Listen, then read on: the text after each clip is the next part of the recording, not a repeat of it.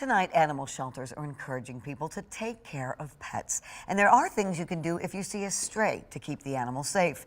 13 on your side's Kiara Patterson was at Big Lake Humane Society in Muskegon tonight. She joins us live from out on the weather deck with some tips. Kiara.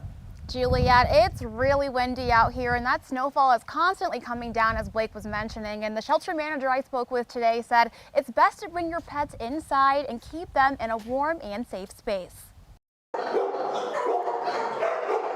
As soon as it's snowing and as soon as it's cold, if it's too cold for you, it's too cold for them. With another winter snowstorm arriving this week to West Michigan, animal shelters are speaking out about pet safety during the cold weather, especially for outdoor pets. For dogs, it is not against the law to have dogs outside in Michigan.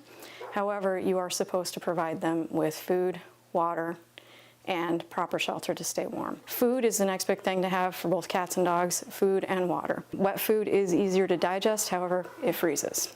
So you want to be able to make sure that the food is in a covered, warm area where that food stays accessible and digestible. Velvet Light is the shelter manager at Big Lake Humane Society in Muskegon. She says it's best to call animal control if you see a dog or cat left outside. Reach out to your local animal control non-emergency police line and let them know that there is that dog, and then posting up on any of your local lost and found sites.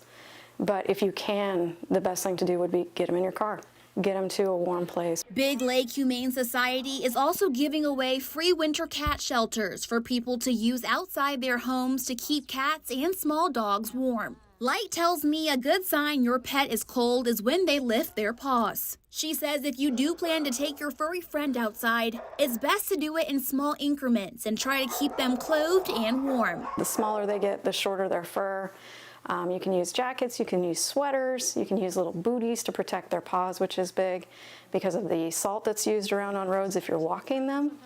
And also just the ice and the general, like frozen tundra, is tough on paws. Reporting Kiara Patterson, 13 on your side.